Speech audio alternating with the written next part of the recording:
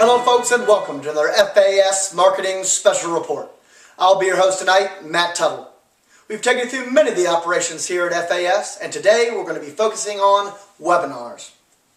What is a webinar, you may ask? Well, a webinar is a live online session connecting you via multimedia with hundreds, even thousands of people at the same time. Businesses from around the world are looking for cost-effective, productive ways of reaching customers. Webinars are an effective tactic for generating new leads, positioning your agency as a thought leader and trusted resource. Now let's look at the first of a 6-step process on how to create a successful webinar. When creating your webinar, it is important to set clear goals from the beginning. These goals must touch on who the target market is, how you will measure the success of your webinar, as well as the time frame in which your webinar will be constructed.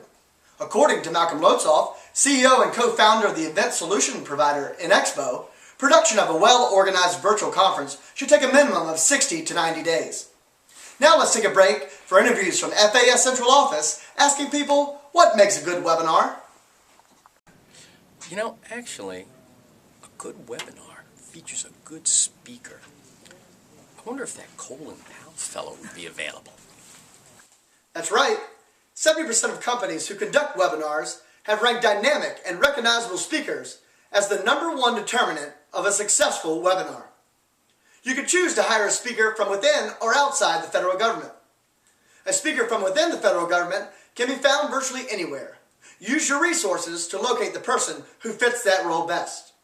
Choosing a speaker from outside of the federal government can be done through the normal procurement process. MOBUS and Schedule 69 are great places to get started. You must plan, prepare, and implement the marketing campaign. And it all starts with building a distribution list. The use of the CRM Salesforce tool and the CAR office are great places to locate people for this list. Once that list is created, a registration page must be developed to record who will be attending the webinar, as well as record information on these attendees.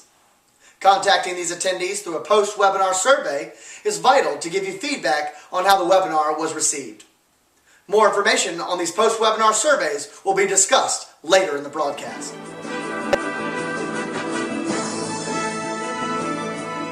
When people register for this event, it is your duty to contact the FAS CIO office to obtain access to a dedicated mailbox for incoming registrations.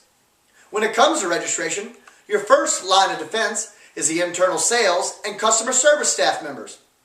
These folks should have written documentation about the content of the webinar, as well as other important details that potential attendees may ask. They say practice makes perfect, and that's exactly what should be done with your webinar. Since the most important aspect of the presentation is content, reviews, edits, and updates must be performed to make sure the information being presented is accurate.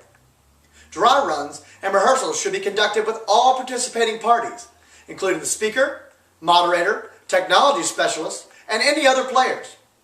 These rehearsals should be done until everyone is comfortable with their role.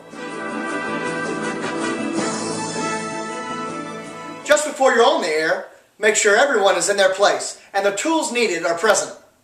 The assigned person who is recording the webinar should only begin recording the second the webinar begins. As the webinar progresses, a timekeeper should be used to keep the webinar on track. Questions that may arise throughout the presentation should be monitored and presented to the speaker for further explanation. The day after the webinar, a thank you for attending or a sorry we missed you email should then be sent out to registered members. In these emails, the post-webinar survey will then be distributed. The recorded version of the webinar and the transcript will then be posted on the webinar's website. An email notifying the registered members of these postings will then be sent out. Another key performance measure is the use of analytics. This will provide you with various kinds of information on the attendees. The Web Trends tool is available to FAS employees for this purpose. Contact the FAS CIO for information on Web Trends. If you have any additional questions, please contact the CAR office, or you can reach us on the web at the CAR Resource Library. We thank you for tuning in to another edition of FAS Marketing Special Report. Tune in next time for more exciting news here at FAS. I'm Matt Tuttle, signing off.